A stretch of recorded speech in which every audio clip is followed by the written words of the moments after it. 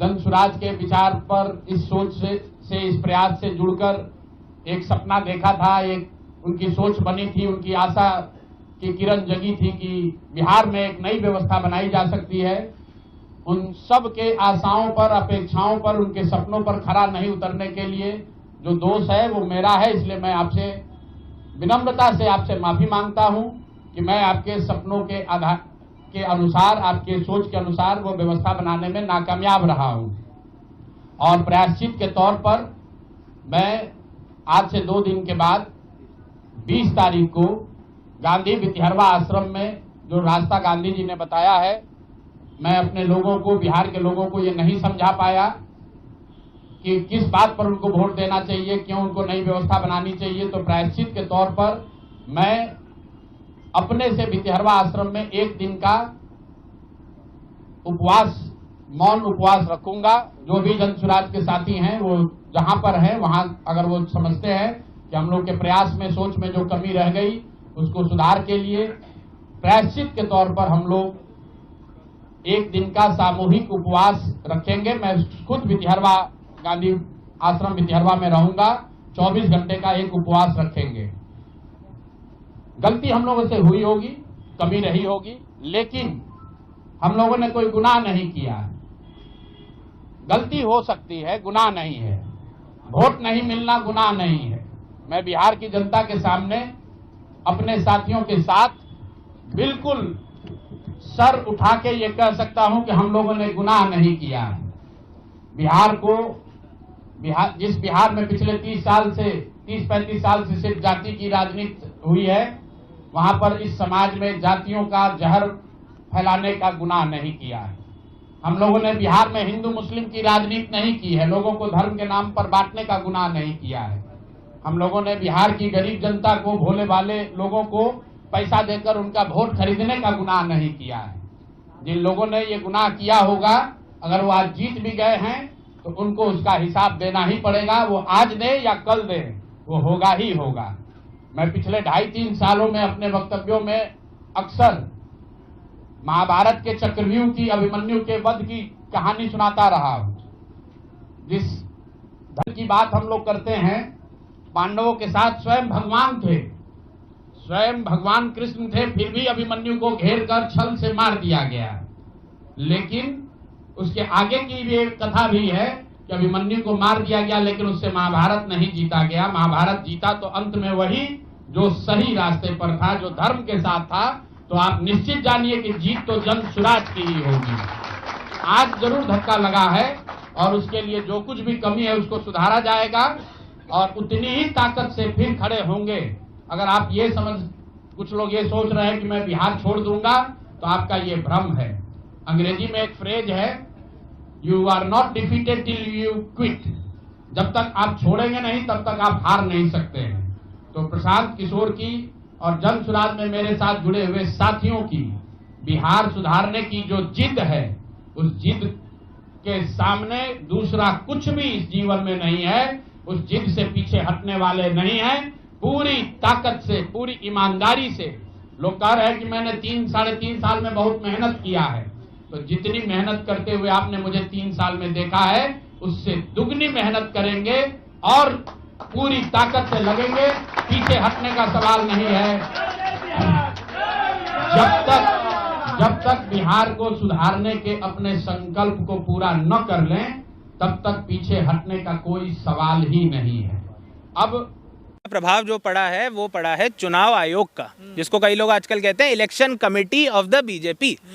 जब आप मुझे एक चीज ये बताइए, 6 अक्टूबर 2025 में जब फाइनल SIR रोल हो गया, उसमें उसके बाद एक मतदाता ना जुड़ सकता है ना कट सकता है। मुख्य चुनाव आयुक्त ज्ञानेश कुमार ने कहा कि 7 करोड़ 42 लाख मतदाता हैं।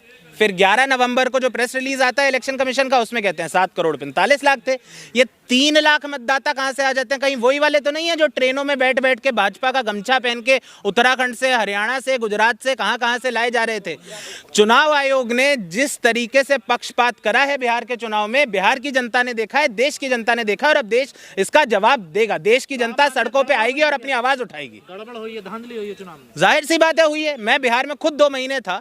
बहुत सारे पत्रकारों से, वहाँ के लोकल पत्रकारों से बात करी, राष्ट्रीय पत्रकार जो दौरों के लिए आ रहे थे उनसे बात करी, भाजपा के पॉलिटिशियन से बात करी, नेताओं से बात करी, कांग्रेस के नेताओं से बात करी, चाय वाले से, किराने वाले से, सिगरेट वाले से, अंडे वाले से, सबसे बात करी। और मुझे क्या लोग बताते थे, टाइट कॉन्टेस्ट है, आरजेडी सबसे बड़ी पार्टी उभर के आएगी, कांग्रेस इस बारी ज्यादा मजबूती से काम करेगी, सदाकत पे जितनी भीड़, सदाकत आश्रम कांग्रेस का, जिनको ना पता हो, कांग्रेस का कार्यालय है प्रदेश का और बहुत अच्छा इतिहास है उसका। कभी आप लोग से मेरी एक अनुरोध रहेगा कि इस पे भी वीडियो बनाइएगा कि किस तरीके से देश के पहले राष्ट्रपति राजेंद्र प्रसाद ने अपना खुद का घर, अपना बंगला दान किया ताकि कांग्रेस पार्टी का कार्यालय बन सके। उसी को सदाकत आश्रम कहा जाता है।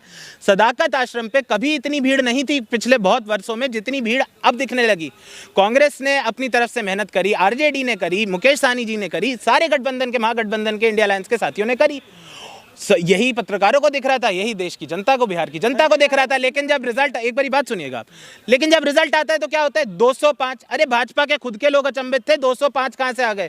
जिस तरीके से रिजल्ट आते जा रहा था, सुबह क्या शुरू हुआ था कि आरजेडी 80 सीटों पे चल रही थी, गिरते गिरते गिरते गिरते 25 पे आ गई। एक बारी को तो मुझे लग रहा था कहीं 500 सीटें ना निकाल, 400 पार यहीं से ना हो जाए। 243 सीटें हैं वैसे विधानसभा में।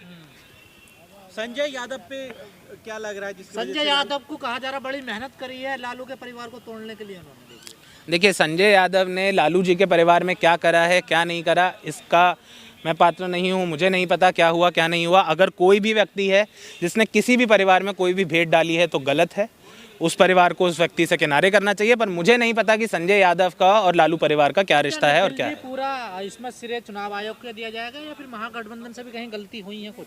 नहीं, बिल्कुल महागठबंधन से गलतियां जरूर हुई हैं। मैं यहाँ पर खड़ा होकर झूठ बोल रहा हूँ अगर मैं बोलूँ कि कांग्रेस ने, आरजेडी ने, महागठबंधन ने कोई गलतियां नहीं करी। इससे बहुत बेहतर चुनाव लड़ा जा सकता था। जन स्वराज के विचार पर, इस सोच से इस प्रयास से जुड़कर एक सपना देखा था, एक उनकी सोच बनी थी, उनकी आशा की किरण जगी थी कि बिहार में एक नई व्यवस्था बनाई जा सकती है। उन सब के आशाओं पर, अपेक्षाओं पर, उनके सपनों पर खरा नहीं उतरने के लिए जो दोष है वो मेरा है। इसलिए मैं आपसे विनम्रता से आपसे माफी मांगता हूं कि मैं आपके सपनों के आधार के अनुसार, आपके सोच के अनुसार वो व्यवस्था बनाने में नाकामयाब रहा हूं। और प्रायश्चित के तौर पर मैं आज से 2 दिन के बाद 20 तारीख को गांधी वितिहरवा आश्रम में, जो रास्ता गांधी जी ने बताया है, मैं अपने लोगों को, बिहार के लोगों को ये नहीं समझा पाया कि किस बात पर उनको वोट देना चाहिए, क्यों उनको नई व्यवस्था बनानी चाहिए। तो प्रायश्चित के तौर पर मैं अपने से वितिहरवा आश्रम में 1 दिन का उपवास, मौन उपवास रखूंगा। जो भी जन स्वराज के साथी हैं वो जहां पर हैं वहां, अगर वो समझते हैं कि हम लोग के प्रयास में, सोच में जो कमी रह गई उसको सुधार के लिए प्रायश्चित के तौर पर हम लोग 1 दिन का सामूहिक उपवास रखेंगे। मैं खुद वितिहरवा, गांधी आश्रम वितिहरवा में रहूंगा, 24 घंटे का एक उपवास रखेंगे। गलती हम लोगों से हुई होगी, कमी रही होगी, लेकिन हम लोगों ने कोई गुनाह नहीं किया है। गलती हो सकती है, गुनाह नहीं है। वोट नहीं मिलना गुनाह नहीं है। मैं बिहार की जनता के सामने अपने साथियों के साथ बिल्कुल सर उठा के ये कह सकता हूं कि हम लोगों ने गुनाह नहीं किया है। जिस बिहार में पिछले 30-35 साल से सिर्फ जाति की राजनीति हुई है, वहां पर इस समाज में जातियों का जहर फैलाने का गुनाह नहीं किया है। हम लोगों ने बिहार में हिंदू मुस्लिम की राजनीति नहीं की है, लोगों को धर्म के नाम पर बांटने का गुनाह नहीं किया है। हम लोगों ने बिहार की गरीब जनता को, भोले भाले लोगों को पैसा देकर उनका वोट खरीदने का गुनाह नहीं किया है। जिन लोगों ने ये गुनाह किया होगा, अगर वो आज जीत भी गए हैं तो उनको उसका हिसाब देना ही पड़ेगा। वो आज दे या कल दे, वो होगा ही होगा। मैं पिछले 2.5-3 सालों में अपने वक्तव्यों में अक्सर महाभारत के चक्रव्यूह की, अभिमन्यु के वध की कहानी सुनाता रहा हूं। जिस धन की बात हम लोग करते हैं, पांडवों के साथ स्वयं भगवान थे, स्वयं भगवान कृष्ण थे, फिर भी अभिमन्यु को घेर कर छल से मार दिया गया।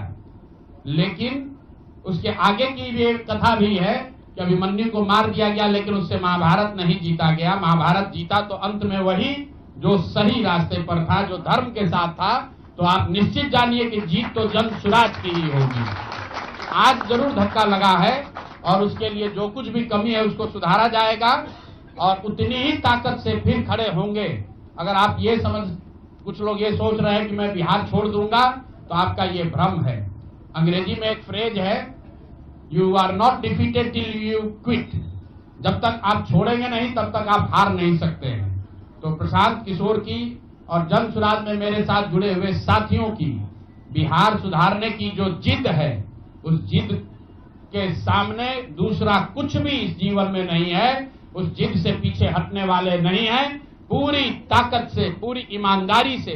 लोग कह रहे हैं कि मैंने 3-3.5 साल में बहुत मेहनत किया है, तो जितनी मेहनत करते हुए आपने मुझे 3 साल में देखा है, उससे दुगनी मेहनत करेंगे और पूरी ताकत से लगेंगे।